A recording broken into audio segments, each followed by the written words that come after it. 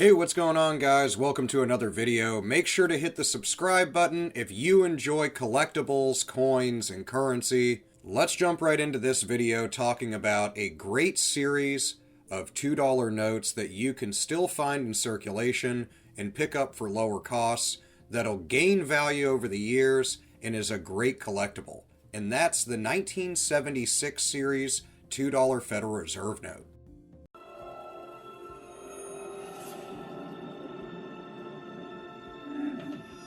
Now, $2 bills are one of my absolute favorite. Every time I go to a bank, I ask the tellers if they have especially older twos, and I try to pick those up because in them you can find star notes and a variety of other things, misprints, and even the possibility of an error note.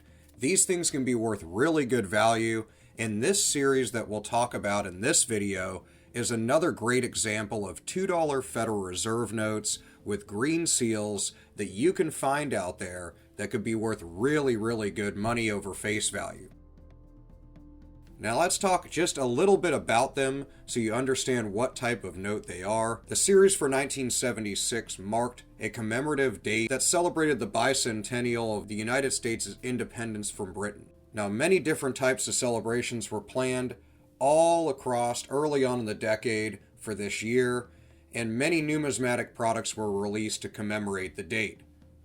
One of them was a new series of $2 Federal Reserve notes. The great thing about these notes is they became the ones that you see commonly today, as originally the back depicted Thomas Jefferson's mansion Monticello and was replaced by John Trumbull's Declaration of Independence painting from 1817. There was a few other notes that were added in detail around this by various staffers of the BEP, and would be the second time that a painting by Trumbull would be used on U.S. paper currency. The first time being the $100 national banknotes in 1863.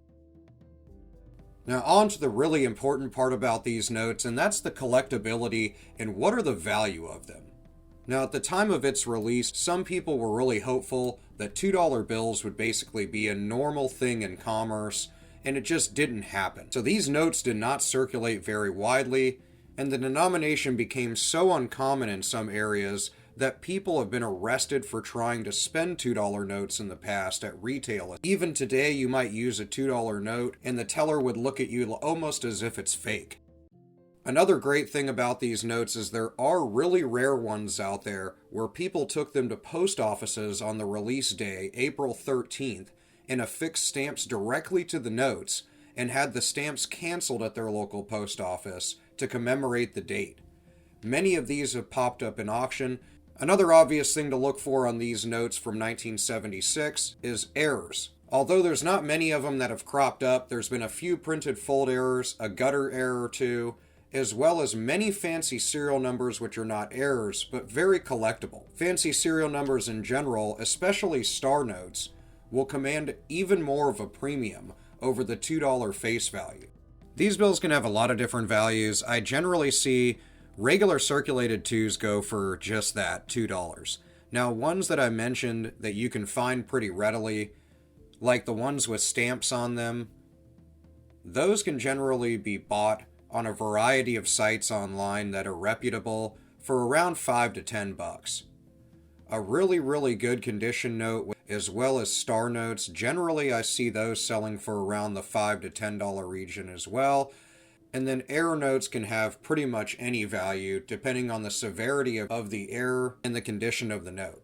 One of the highest ever sold in auction was a $2 Federal Reserve note from series 1976, serial number 1, and it sold in a heritage auction in 2016 for around $21,000.